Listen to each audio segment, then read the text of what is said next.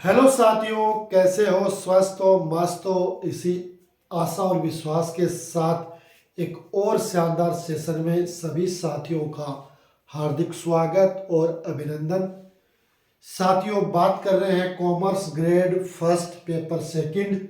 इसके अलावा भी आप कॉमर्स से रिलेटेड किसी अन्य प्रकार के कंपटीशन की तैयारी कर रहे हो तो आज का जो सेशन है बड़ा ही खास रहने वाला है, क्योंकि आज का सेशन है वो आपका लेक्चरर, चाहे वो राजस्थान से हो, चाहे वो एमपी का हो, चाहे यूपी का हो, चाहे बिहार का हो, कॉमर्स से रिलेटेड अगर वो है तो उनके लिए, साथ में एनटीए नेट, DSSB दिल्ली अधीनस्थ चयन बोर्ड, KVS, NVS, EMR, junior accountant, account assistant और इसके अलावा कॉलेज में असिस्टेंट प्रोफेसर के लिए भी आज का जो सेशन है वो शानदार रहने वाला है। इसलिए जो भी साथी हमारे साथ जुड़ रहे हैं उन सब से मेरा निवेदन रहेगा कि फ्री ऑफ कॉस्ट आप इस परिवार के सदस्य बने, क्योंकि आप इस परिवार के सदस्य बनोगे और चैनल को सब्सक्राइब करोगे तो किसी प्रकार का कोई चार्ज है वो नहीं लगेगा। इसलिए मेरा आपसे अनुरोध है कि आप इस परिवार के सदस्य बने और चैनल को ज़्यादा से ज़्यादा सब्सक्राइब करें। साथ में वीडियो आपको पसंद आता है, जो आपका सेशन है वो अच्छा लगता है कि बढ़िया मैटर है वो हमने बताया है, तो आप हमारे साथ जुड़े, शेयर भी जरूर करें और वीडियो को लाइक करें, ताकि लगातार हम आपको और लेटेस्ट जो अपडेट होती है, चाहे वो आपके पाठ्यक्रम से हो, चाहे आपके जो सिलेबस या कोई एग्जाम से रिलेटेड जो जानकारियां हैं वो आपको इस ऑनलाइन प्लेटफॉर्म पर मिलती रहती है। तो साथियों, बात करेंगे कंपनी लेके। पिछले सेशन में अपन ने बात की थी कि अंशों का जो निर्गमन है वो दो तरीके से किया जाता है, एक तो रोकड़ के लिए और एक रोकड़ के अलावा अन्य प्रतिफल के लिए। तो जो पिछला सेशन हुआ था उसमें आपने और हमने बात की थी कि रोकड़ के अलावा अन्य प्रतिफल के लिए जब अपन अंशों का निर्गमन करते हैं तो उनकी क्या प्रविष्टि होती है। उनकी 3 प्रविष्टि मैंने आपको बताई थी कि अगर आप पर्टिकुलर कोई असेट्स खरीदते हो तो पर्टिकुलर असेट्स अकाउंट या टू वेंडर, है ना, और उस वेंडर को अपन फिर अंशों का निर्गमन करेंगे। 2 तरीके से अंशों का निर्गमन कर सकते हैं, एक तो सममूल्य पे और एक प्रीमियम पे, है ना। तो सममूल्य पे करेंगे तो वेंडर अकाउंट या टू शेयर कैपिटल, और प्रीमियम पे करेंगे तो वेंडर अकाउंट या टू शेयर कैपिटल और टू सिक्योरिटी प्रीमियम। ये अपने को ध्यान में रखना। इसके अलावा जो प्रवर्तक होते हैं, प्रमोटर होते हैं, उनको भी क्या किया जाता है, अंशों का निर्गमन किया जाता है। तो उनके लिए एंट्री होती है इनकॉर्पोरेशन एक्सपेंसेज या गुडविल अकाउंट या टू शेयर कैपिटल, ये उसकी एंट्रियां होती है। इसके अलावा ये भी मैंने आपको बताया था, आपको एक बार पुनः रिमाइंड करवा दूं कि कंपनी अधिनियम 1956 चलता था, तो उसमें आप अंशों का 3 तरीके से आप निर्गमन कर सकते थे। एक तो आपका था सममूल्य पे, एक था आपका प्रीमियम पे और एक था आपका बट्टे पे। लेकिन कंपनी अधिनियम 2013 आने के बाद उसमें संशोधन कर दिया गया है, और यह संशोधन किया गया है कि एक कंपनी है वो 2 ही तरीके से अंशों का निर्गमन कर सकती है, एक सममूल्य पे और दूसरा प्रीमियम पे। यह बात भी अपनी हो गई थी, तो यहां तक अपने क्लियर था। साथ में मैंने आपको बताया था कि जो श्वेत संतांश होते हैं उनको प्रीमियम पर निर्गमन किया जा सकता, धारा 54 के तहत। ये मैंने भी आपको बातें बताई थी। तो कुछ धाराएं मैंने आपको बता रखी है लगातार, जहां जहां वो धाराएं आती है मैं आपको इंपॉर्टेंट नोट्स के रूप में इंडिकेट करता हूं। आप उनको अलग पॉइंट के रूप में आप तैयार करते रहे, ताकि परीक्षा के समय आपको ये क्लासेस दोबारा देखने की आवश्यकता नहीं पड़े। क्योंकि अगर आपने हैंड्स नोट बना लिए, आपने अपने रजिस्टर में लिख लिया, तो फिर आपको बार बार क्लासेज है वो देखनी नहीं पड़ेगी, तुरंत आप अपने रजिस्टर में से पढ़ सकते हो, उनको लर्न कर सकते हो। ठीक है साथियों, तो आज के सेशन में बात करेंगे रोकड़ के लिए अंशों का निर्गमन। क्या करेंगे? रोकड़ के लिए अंशों का निर्गमन, रोकड़ के लिए, है ना। पहला मैंने कल आपकी जो क्लास हुई थी उसमें मैंने बताया था रोकड़ के अलावा अन्य प्रतिफल के लिए, और आज मैं बता रहा हूं आपका रोकड़ के लिए अंशों का निर्गमन। इसमें नंबर 1 आता है कि जब संपूर्ण धनराशि आवेदन पत्र के साथ एक मुश्त ले ली जाती है। जैसे मैं आपको बता रहा था, आवेदन और आवंटन एक साथ हो जाता है, यानी आवेदन प्राप्त करते ही आपने पूरी राशि प्राप्त कर ली और पूरे अंश आपने अलॉट कर दिए। तो इसमें दो कंडीशन आती है। जब एक मुश्त होता है तो यदि अंश सम मूल्य पर निर्गमित किए जाएं और आवेदन की राशि प्राप्त हो जाए। सम मूल्य का मतलब क्या होता है? सम मूल्य है ना, अगर आपके शेयर का मूल्य 100 है और आप 100 पर ही उससे इश्यू कर रहे हैं तो ये उसका सम मूल्य कहलाता है। ठीक है, अब इस पे एंट्री क्या होगी? बैंक अकाउंट या to share application and allotment. ये शेयर क्या है? शेयर कोई भी हो सकता है, आपका इक्विटी शेयर भी हो सकता है और आपका प्रेफरेंस शेयर है वो भी हो सकता है, इसलिए मैंने शेयर लिखा है। शेयर कोई भी हो सकता है, इक्विटी या प्रेफरेंस। ठीक है, तो सबसे पहले ये आवेदन करेंगे तो बैंक अकाउंट या to share application and allotment हो जाएगी। और दूसरी एंट्री, जब अंश का आवंटन कर देंगे, ये आवेदन हो गया और आवंटन करेंगे तो share application and allotment account या टू शेयर कैपिटल अकाउंट। ठीक है, अंश आवंटन करने पर share application and allotment account या टू शेयर कैपिटल। ठीक है, ये इसकी प्रविष्टि हो जाएगी। यहां तक क्लियर है बात? यहां तक क्लियर है? ये कब होता है? जब सम मूल्य पे निर्गमन है और एक मुश्त राशि अपने को प्राप्त हो रही है। ठीक है, दूसरी कंडीशन की ओर बढ़ेंगे, है ना। दूसरी में क्या है कि यदि अंश प्रीमियम पर निर्गमित किए गए, प्रीमियम पर निर्गमित किए गए हैं, प्रीमियम पे निर्गमित किए गए हैं तो वहां पर ये दो प्रविष्टियां हो सकती है, दो प्रविष्टियां हो सकती है ना। उसमें सबसे पहले आवेदन राशि अपन प्राप्त करेंगे तो आवेदन राशि प्राप्त करेंगे तो एंट्री क्या होगी? बैंक अकाउंट या to share application and allotment account या क्या होगी? बैंक अकाउंट या to share application and allotment account. ठीक है, यहां तक बात क्लियर है। दूसरी होगी अंश आवंटन करने पर, यानी अपन अंश वो किस पे दे रहे? प्रीमियम पे। इस प्रीमियम को आप विशेष रूप से ध्यान रखना है क्योंकि ये प्रीमियम है वो आपका हर जगह काम में आएगा और परीक्षा में भी इससे क्वेश्चन है वो आने की पूरी संभावना बनती है। ठीक है, क्वेश्चन तो देखो अपन भगवान थोड़ी होते, कहीं से भी क्वेश्चन बन सकता, वो उस एग्जामिनर पे डिपेंड है कि वो कहां से क्वेश्चन बना रहा है। लेकिन एक बात मैं आपको क्लियर बता देता हूं कि अगर अपन ने डिस्क्रिप्टिव चीज पढ़ी है तो चाहे एग्जामिनर कहीं पे भी और कैसा भी क्वेश्चन बनाए हम उसका जवाब दे सकते हैं। लेकिन अपन ने ऑब्जेक्टिव टाइप पढ़ा है, डिस्क्रिप्टिव पूरा ध्यानपूर्वक नहीं पढ़ा है तो फिर उसका जवाब हम नहीं दे सकते हैं क्योंकि अपने के पास वो ऑब्जेक्टिव है वो ध्यान में होते हैं, है ना। तो ये ध्यान रखना कि अगर प्रीमियम पर निर्गमित है तो पहली एंट्री आवेदन पर बैंक अकाउंट या to share application and allotment account और फिर उसको आवंटन कर देंगे। अंश आवंटन करने पर तो share application and allotment account या to share capital to security premium. Security premium क्या हो रहा है? क्रेडिट हो रहा है। तो ये कई बार पूछा जा सकता है कि भाई अंशों का आवंटन करने पर सिक्योरिटी प्रीमियम को क्या किया जाएगा? नाम किया जाएगा, जमा किया जाएगा, दोनों किया जाएगा, कोई नहीं किया जाएगा, तो इसको क्या किया जाएगा? जमा किया जाएगा, क्रेडिट किया जाएगा। ठीक है, बात क्लियर होगी। तो ये कंडीशन कब आती है?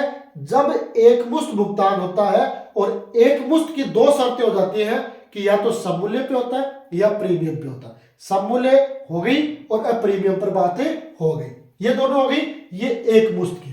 ठीक है, आगे देखिए, आगे देखें नंबर पॉइंट 2 कि जब संपूर्ण धनराशि है वो आपको किस्तों में प्राप्त होती है ना।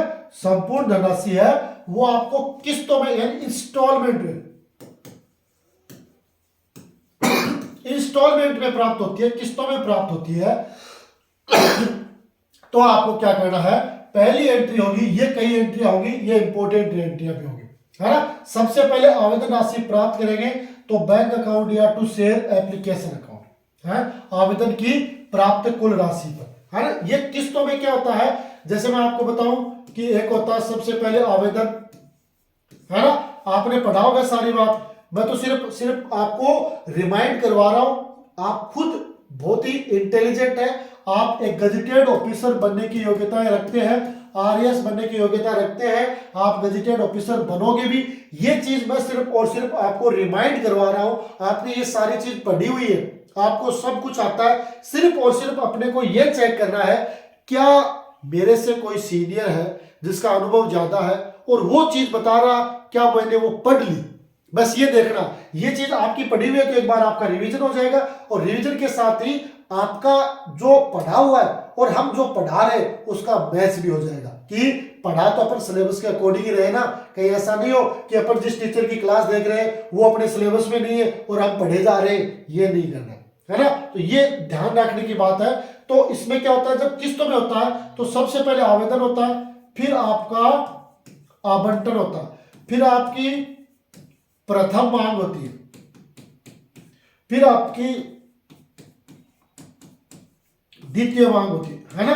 आवश्यकता हो तो तृतीय भी मांग हो सकती है, लेकिन नॉर्मली अपन देखते हैं ये इतनी मांग है वो की जाती है ना। इस तरीके से सबसे पहले आवेदन है, फिर आवंटन है, फिर आपका प्रथम मांग है, द्वितीय मांग है, ये होता है। तो किस्तों में हो गया, सबसे पहले आवेदन की राशि प्राप्त करेंगे तो बैंक अकाउंट या टू शेयर एप्लीकेशन, आवेदन पर प्राप्त कुल राशि। दूसरी प्रविष्टि होगी, आवेदन की जो राशि आपने प्राप्त की है उसे कौन से खाते में ट्रांसफर करेंगे, पूंजी खाते में। तो यह प्रश्न आता है कि आवेदन पर प्राप्त राशि को कौन से खाते में स्थानांतरित किया जाता है, तो वो ध्यान रखना है, पूंजी खाते में स्थानांतरित किया जाता है। तो यहां पर क्वेश्चन बन रहा है, अपने को क्या बनना पड़ेगा, खोजी बनना पड़ेगा, फौजी नहीं खोजी, खोज करने वाला है ना। हर चीज में अपने को ये देखना पड़ेगा कि यहाँ पे क्वेश्चन बन सकता है क्या। एग्जामिनर जहां सोचता है उससे 2 कदम आगे सोचना पड़ेगा, क्या ऐसा क्वेश्चन बन सकता है क्या। और अगर ये चीज आप सोचने लग जाओगे तो निश्चित रूप से आपका सिलेक्शन होगा और आप गजेटेड ऑफिसर है वो बनोगे। ठीक है साथियों, तो ये अपने को ध्यान रखना है, जो राशि आपने आवेदन पे प्राप्त की है उसको पूंजी खाते में क्या करेंगे, ट्रांसफर करेंगे। तो एंट्री हो जाएगी शेयर एप्लीकेशन अकाउंट या टू शेयर कैपिटल। ठीक है, 2 एंट्री होगी। आगे देखेंगे, आगे आता 3 नंबर है ना, आवंटन पर देय राशि। आवंटन का मतलब क्या होता है, अलॉटमेंट है ना। आवंटन का मतलब क्या है, अलॉटमेंट है ना। यही तो होता है एप्लीकेशन यानी आवेदन, दूसरा होता है आपका अलॉटमेंट यानी आवंटन, तीसरा होता है आपका फर्स्ट कॉल, और चौथा होता है आपका सेकेंड कॉल। तो ये इस तरीके से डिवाइड किया गया। अब आवंटन पर देय राशि यानी अलॉटमेंट पे देय राशि, इसमें 2 कंडीशन होती है कि एक तो सममूल्य पे है और एक प्रीमियम पे। तो देखो पहली कंडीशन आ रही है, अगर सममूल्य पर निर्गमन की दशा है कि आपने अंशों का निर्गमन सममूल्य, सममूल्य का मतलब 10 रुपए का शेयर है वो 10 में आपने इश्यू किया है तो वो सममूल्य होगा, और उसकी एंट्री होगी शेयर अलॉटमेंट अकाउंट या टू शेयर कैपिटल। ठीक है, शेयर अलॉटमेंट अकाउंट या टू शेयर कैपिटल। अगर कंडीशन दूसरी आती है कि प्रीमियम पे निर्गमन किया गया, इसका मतलब हमारा 10 रुपए का शेयर है उसे 11 रुपए में निर्गमित किया गया है ना, 11 रुपए में निर्गमित किया गया है, तो वो क्या होगा, 1 रुपया है वो उसका प्रीमियम होगा, 1 रुपया है वो क्या होगा, प्रीमियम होगा। तो प्रीमियम पे निर्गमन होता है तो शेयर अलॉटमेंट अकाउंट या to share capital to security premium account, ये इसकी प्रविष्टि हो जाएगी। ठीक है, आवंटन की राशि अगर 2 तरीके से होती है, निर्गमन पर, और निर्गमन में सममूल्य है या प्रीमियम है, जो भी हो उसके अकॉर्डिंग आपकी ये प्रविष्टि है वो हो जाएगी। ठीक है, इसमें अब कोई डाउट नहीं है, कहीं किसी को कोई डाउट नहीं है। बढ़े आगे, आगे देखते हैं। आगे आता है नंबर 4, अधि अभिदान की दशा में आवेदन पर प्राप्त आधिक्य की राशि का बंटन में समायोजन करने पर। अधि अभिदान यानी ओवर सब्सक्रिप्शन, ओवर सब्सक्रिप्शन यानी अपन ने क्या किया, 10,000 अंश है वो निर्गमित किए, 10,000 निर्गमित किए और आवेदन आ गया 12,000 के लिए।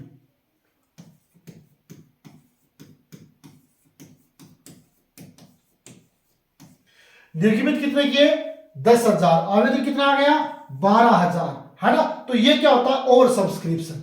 अब और यानी इन 2,000 अंशों की जो राशि अपन ने ज्यादा प्राप्त कर ली है उसको अपन क्या करना पड़ेगा, दो कंडीशन बनती है, या तो आधिक्य की राशि को लौटाना पड़ेगा, है ना, और या क्या करेंगे, समायोजन करेंगे। दो तरीके से अपन इसको अप्लाई करेंगे, ठीक है।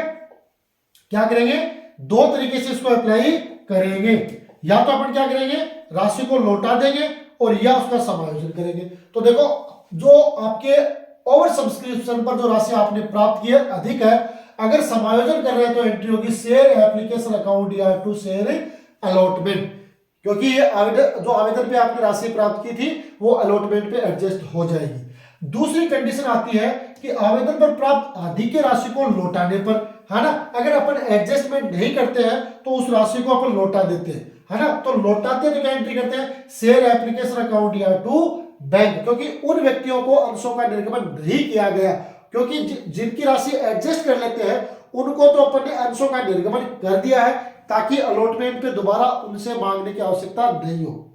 और जिन अंशधारियों को अपन ने ये कहा कि भाई आपको अंश नहीं मिलेंगे, है ना, आप अपनी राशि ले लीजिए, हम आपको वापस राशि लौटाते हैं, तो वो राशि लौटाएंगे तो एंट्री हो जाएगी शेयर एप्लीकेशन अकाउंट या टू बैंक, ठीक है। ये आधिक्य की राशि लौटाने पर, ठीक है। यहां तक बात क्लियर होगी।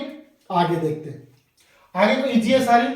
आवंटन राशि प्राप्त होने पर, है ना, आवंटन की राशि प्राप्त होगी तो बैंक अकाउंट या टू शेयर अलॉटमेंट, व्यापार में पैसे आएंगे।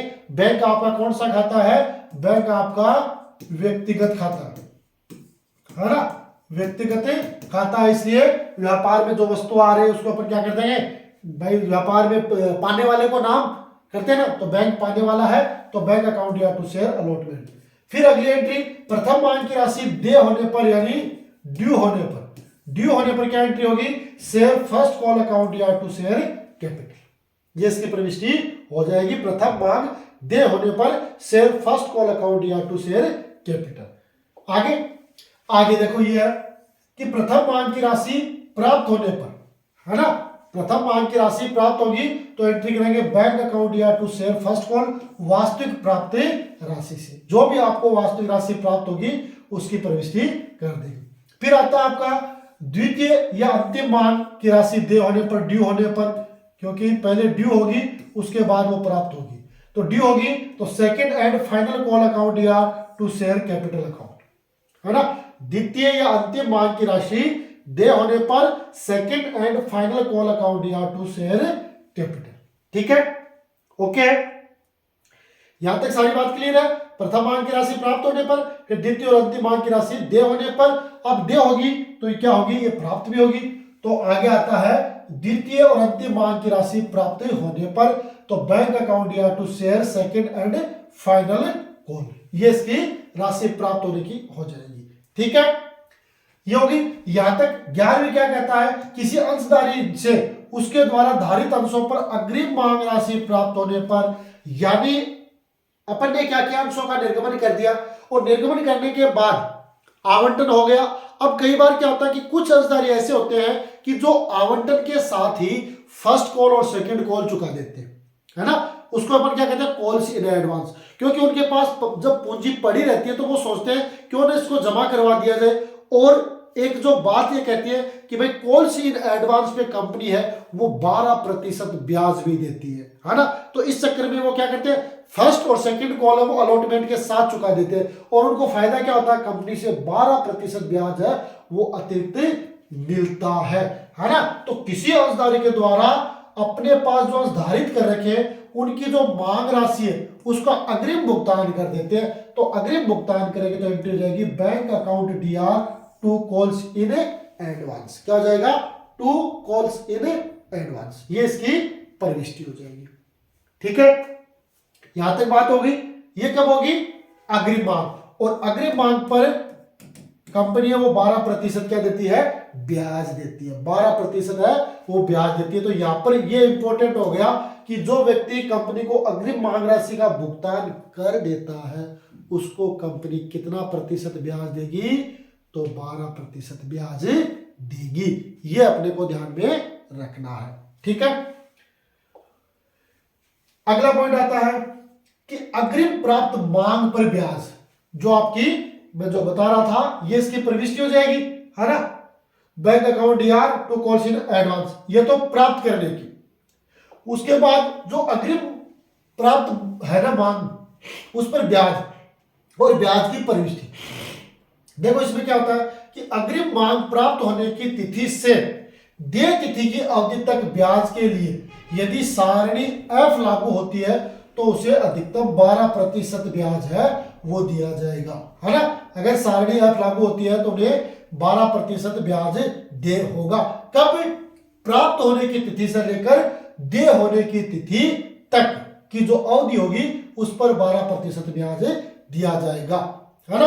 अन्यथा यह दर संचालक मंडल द्वारा भी निर्धारित की जा सकती है ना। अधिकतम है, अधिकतम 12% है, इससे कम भी हो सकती है, लेकिन आपको कम कभी भी ध्यान में नहीं रखना है ना। परीक्षा में प्रश्न आ सकता है कि अग्रिम मांग पर ब्याज की दर होगी 12% या संचालक मंडल द्वारा निर्धारित, है ना।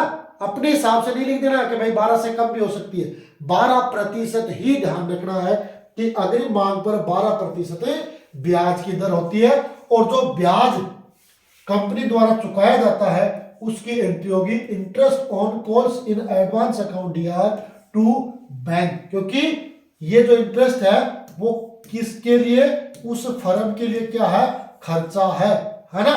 तो समस्त खर्चों और हानियों क्या करते हैं? डेबिट करते हैं और पाने वाले को क्रेडिट। तो interest on calls in advance account DR to bank है वो इसकी प्रविष्टि हो जाएगी। ठीक है साथियों। साथियों सेशन आपको अच्छा लगता है तो कमेंट जरूर करें और वीडियो को लाइक जरूर करें। ये काम आपको अवश्य करने हैं, फ्री ऑफ कॉस्ट होता है, इसमें कोई चार्ज नहीं लगता। आप ये करोगे तो हमें एक मोटिवेट मिलेगा कि भाई विद्यार्थी है जो चीज हम बता रहे हैं उनको पढ़ रहे हैं, और पढ़ोगे तभी आप जीतोगे, है ना। लगातार आपको पढ़ना है। अभी आपका एग्जाम का समय है और हो सकता है कि विवाह शादी में आपका ध्यान है वो डाइवर्ट भी हो, लेकिन अपने को स्थिर रहना है ना, अडिग रहना है कि जब तक आरएएस नहीं बन जाते हम कहीं पे भी नहीं जाएंगे, कोई भी शादी विवाह प्रोग्राम में नहीं जाएंगे। सिर्फ और सिर्फ अपना जो उद्देश्य ये होगा कि ज्यादा से ज्यादा अपन पढ़ने का प्रयास करेंगे। ठीक है साथियों, तो ये हो जाती है अग्रिम मांग पर ब्याज की दर की प्रविष्टि और दर दोनों हो जाती है। ठीक है, आगे बढ़ेंगे।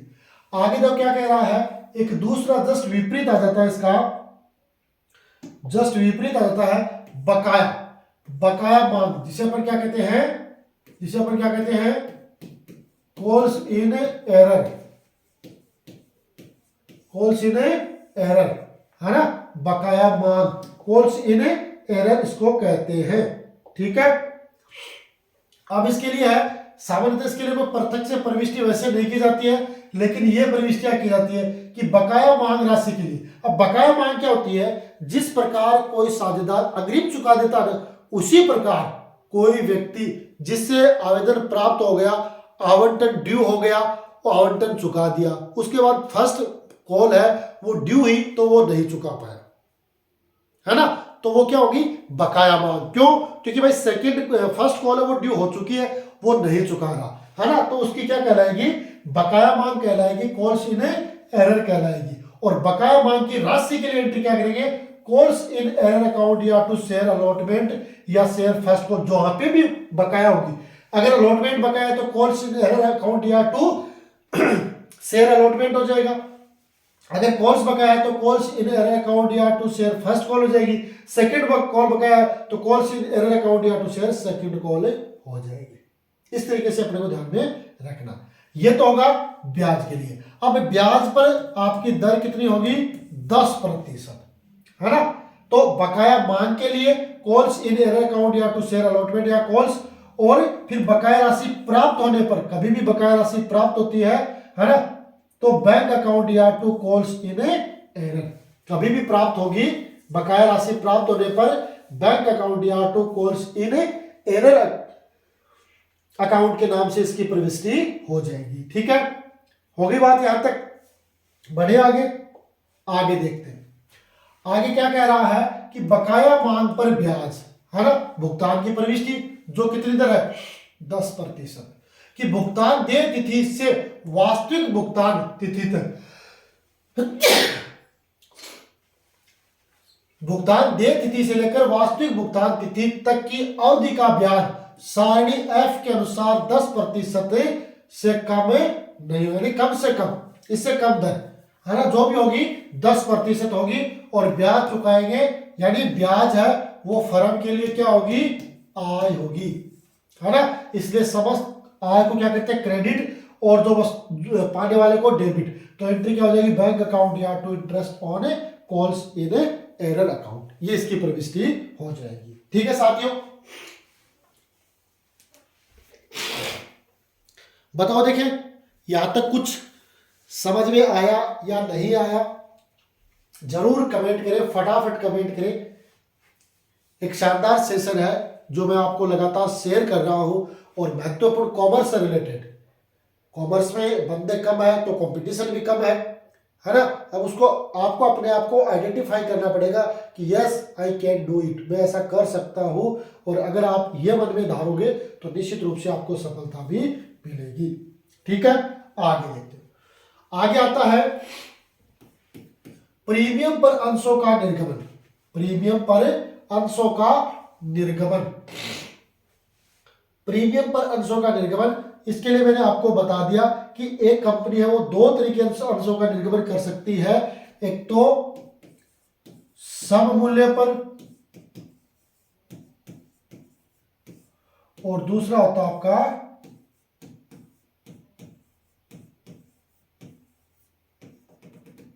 प्रीमियम पर, है ना। दो तरीके से अंशों का निर्गमन है वो कर सकती है।